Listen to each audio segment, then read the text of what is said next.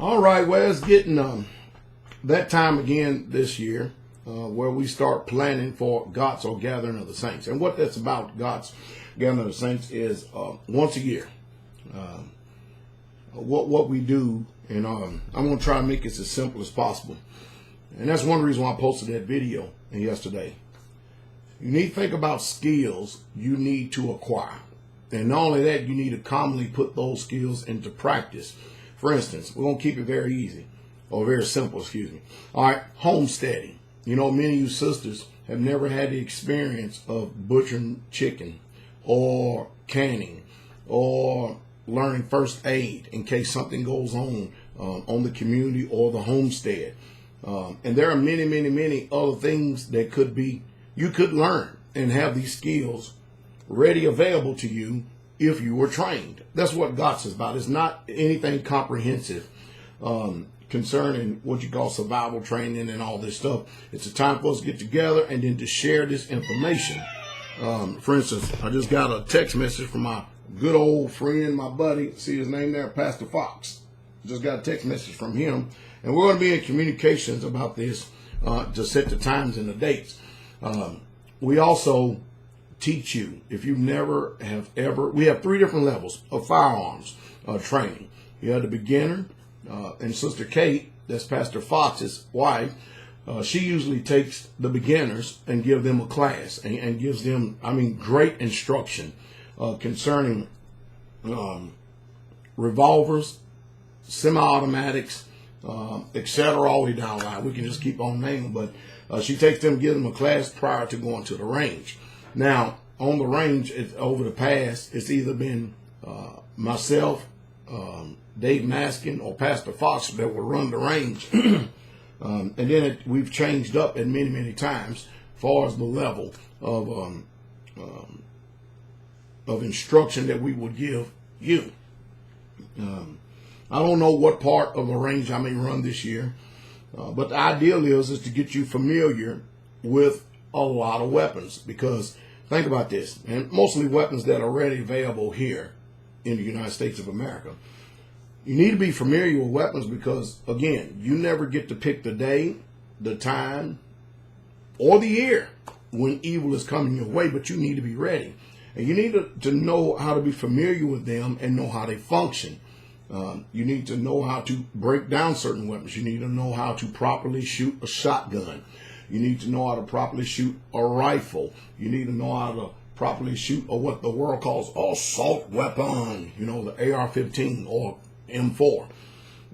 You need to know how to properly draw a pistol, be it a revolver or a semi-automatic. You need to know how to do these things for your own personal protection.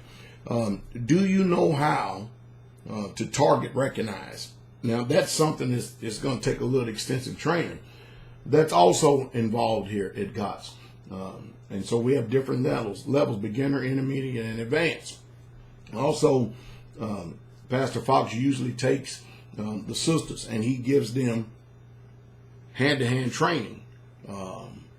How to conduct yourself when you're in the public. What if you're approached by someone who with a malicious intent that wants to do you wrong?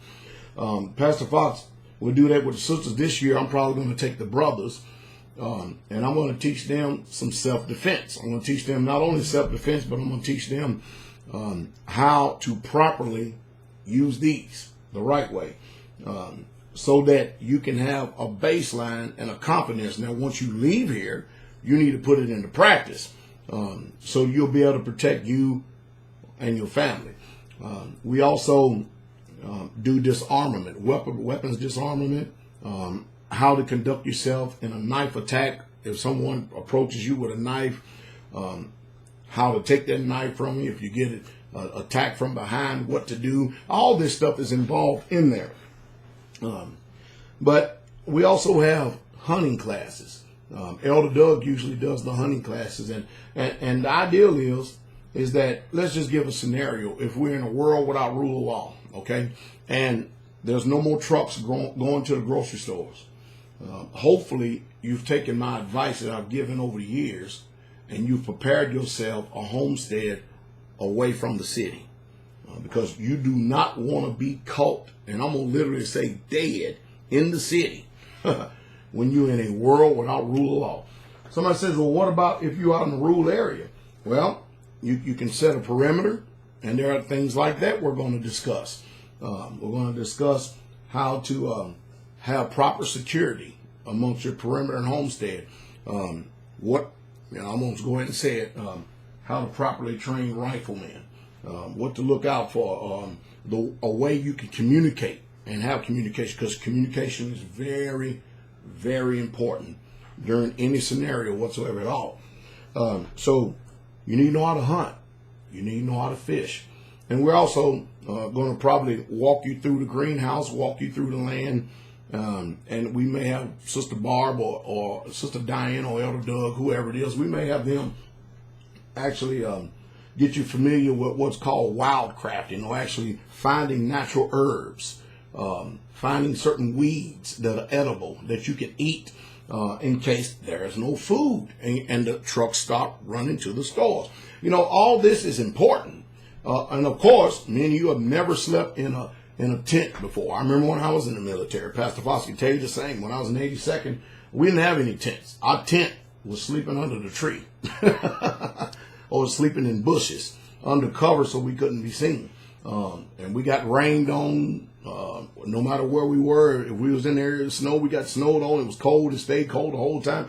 That's just it. But, if you're going to have a tent, you need to know how to properly set it up. You need to know where to sit it, because, we're not going to be sitting tents wide out in the open so everybody can see. Also, how to prepare cover. Do you know how to make cover and camouflage? Do you know how to make fires? Do you know how to make fires without a lighter? If you understand what I mean. All this stuff is very, very important. You cannot ever invest in yourself enough when it comes to acquiring these skills. For instance, we have a creek, and I'm beginning to start calling it a small river, but we have a creek that runs down here. It has smallmouth bass in it. It has, I guess they call them perch, some type of little small perch, bluegill type perch in it, clean fish. It has clean fish in it. And it has crawdads, all different types of stuff. How to catch crawdads, how to actually use a line to actually be able to catch these fish so that you and your family can eat. Natural springs, land navigation. I can go on and on and on and on and on. And it's not a time, I've thought in the past about hooking up a 40, 50-pound rucksack of the things you think you need. And then having everybody go on, a simple, easy 4-mile walk. That ain't bad, is it? Until you start moving 40, 50, or 100 people 4 miles, and you start to see how difficult it is. Because what if you have to move babies and children and stuff like that? See, well, we're actually talking about protecting your position instead of bugging out, bugging in. Scout teams. I can go on and on and on and on and on. All this and much, much more things you can learn at G.O.T.S. It's a relaxed environment. With some things we let you record. Other things concerning self-defense, personal defense, security, we don't allow you to record. You put it up here. You put it up here. We may even have a class for your consideration of the type of bags you should have, what you should carry in your vehicle anytime you go out on a trip, what you should automatically have right there in your vehicle, just in case. Have you ever been caught on an interstate where the interstate is locked down for 4 or 5 hours? Have you ever been in a situation like that and seen what happens with human beings? I remember a time being caught on the interstate like that, and the fortunate thing about it was our children were young, and the good thing about myself and Sister Carol is we had already had water in the vehicle, we had already had snacks, always had 550 cord, everywhere, and we didn't suffer at all. But I sit and watch some people. I watched some attitudes. We had wipes and TP in the car at the time, believe it or not. And I'm going back man, 25 years, easy, plus. I said, watch people, humans, they didn't give a crap, boy, and especially those who have not been familiar with woods. Everybody's got to use the bathroom during that time. And you saw women, children, men, the whole 9 yards, boy. I tell you, when it came time to use that bathroom, you saw people jumping out of those vehicles. They turn around, go to them woods if it's up high weeds, and they just do what they had to do right then and there, and didn't care who was next to them or looking at them or anything. And that's because your attitude, your perspective changes given the environment. And most people in the United States of America are very self-centered, self-focused, and self-absorbed. And they don't know anything about humanity and what to expect out of humanity whenever things don't go the way you think they should. And you would even have people coming up to you, ask you, do you have any food? Do you have any of this, having that? You have to be able to assess these people at this particular time because you don't know how long you're going to be there. And I sit and watch vehicles run out of fuel because they let the fuel level get too low. And I can go on and on and on and on and on. Of course, we do have Shabbat service this year. I'm not going to waste my time to do a mass deliverance service because the majority of the people who come for gathering of the saints is really, truly not interested in the spiritual aspect of things, even though that's first and foremost with us, because that's the whole reason why people have a lot of issues and troubles. Pastor Fox will be preaching the message, teaching the message. He'll be the ones that will be doing that. And it's just a beautiful time. And of course, myself, Pastor Fox will be the one leading it up and heading it. We'll have orientation early in the morning. Each day we have an orientation.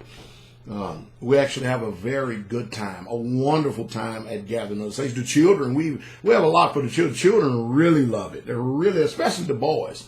I don't know too much about the girls because the sisters take care of them, but I know the boys. The boys, they like running through woods and everything and building fires. I don't know what it is about boys and fires, but they love building fires and stuff. But anyway, listen, if you get too comfortable in the city, you're going to have yourself in a situation to where you assume, notice I said the word assume, that the situation will never change. And, I'm going to give you something modern. Y'all remember Hurricane Katrina? Can you depend on the Red Cross to come and take care of you? I mean, we had a tornado up here and we only had one neighbor come and check on us, just one. And they lived about 4 or 5 miles from here. We didn't have nobody to check on us because, we lived next to a creek. Wouldn't you think people would have been worried about us in some form or fashion? Nah, this town is something else. You have to know your environment. You have to know your situation. You need to know the people. All this and much, much more are things that we have made available to you at Gathering of the Saints. Good food, good fellowship, just a wonderful, wonderful, wonderful time. I hope that you and your family can be invited to come. And I did say invited because the way we do this is that you call the dining hall, and that's that number. Let me move out of the way. That's that number behind me. See it? 615-688-3025. And you leave a message and tell the people that you're interested in G.O.T.S or Gathering of the Saints. Now, this year, what we may do is we may cut it off at 200 people. We can handle 200 people. We'll go up to 200 people. So you may want to, even if you're thinking about coming, you may want to call the dining hall and put a slot in. And we'll make up the difference for when, people fall off or something like that or something comes up. We're going to try to lock down the dates this week, and then we're going to go forward from that. There's going to be a lot to learn, and we're going to really, truly have a wonderful time. And of course, I guess one of the greatest things about Gathering of the Saints is the actual, at the end of the day, is we're either sitting around by the campfire. You have access to myself. You have access to Pastor Fox. You have access to Brother Dave Maskin. You have access to, 25 40, 50 something years of military experience that you have access to if you want to talk about that. Also, if you want to have a nice conversation concerning the scriptures, the Torah, that's there and it's available too. I mean, and then you have with myself, the Saints of Straightway, and Pastor Fox and them, man, you have, I mean, well, what, maybe 100+ years of experience of actually living set apart on Saints. You can ask any question you want. So, you know, that's when we have a lot of personal time, one-on-one. It's just a beautiful thing, beautiful environment. I hope that you're able to attend. We pretty much, I think we've only maybe turned away, maybe one family, two families after the 5 or 6 years we've been doing this. We didn't do it last year for a particular reason, but we're going to. And then, of course, Pastor Fox has a winter bob that he conducts, which this year, hopefully, I'm going to be able to let the young men go up there and be a partaker in that. That's where you actually get to live out of your bag. That takes place somewhere in January or February. But, you know, myself, Straightway, and Shofar Mountain, we usually do whatever we can with everything that we've learned. We have been totally unselfish in this. We don't keep information to ourselves and then expect for the whole world to fee in this stuff. Now, you have to understand there's a fee for gathering of the saints. We have yet to set that fee this year, but there's a fee for gathering of the saints, and it's well worth it. And the fee is usually pretty low. It's usually pretty low for an individual or family. It's usually pretty low. And that's just to help cover with logistics, because, you know, we pretty much provide all the logistics. And you may even get one of these nice shirts right here. See this nice shirt right here? Let me see this shirt. See that shirt right there? I'm going to sport it for y'all. This is a shirt right here I got from my family up at Shofar Mountain. We have plenty of shirts that probably be given out, or depends on where you're at. Now, if you on Patreon and you enter in at a certain level, when we say an extensive discount, more than likely you'll probably get this shirt or the shirts that we develop for Gathering of the Saints for little or nothing. Now, the shirts that we design for Gathering of the Saints, that usually takes place with myself and Sister Carol when we go to Canada. And we're up there with Brother Steve and Sister Wenda for a whole week or a week and a half. And we're there with them fellowshipping with the saints of the northern tribes of Canada, which I hope that we can get everybody together and have a wonderful time up there again. And we usually do the design in there. So, hey, I look forward to seeing you. I think I've done pretty much exhausted this right here. If you're able, and especially even if you live on a community, you need to get a contingency together. They need to be here. Even if you're doing a community, you need to get here, because what we're going to be teaching you, you don't know. I know you don't know. So you need to get here if you can. Hallelujah. Y'all have a wonderful, wonderful, wonderful, wonderful day. Look forward to seeing you. We will give you periodical updates. Did I say that right? That's what happens whenever you try to sound intelligent when you don't know nothing. Oh, boy. All right. Hey, we hope to see you there. Like Pastor Fox says, we'll see you out there or on the other side. Shalom. King coming.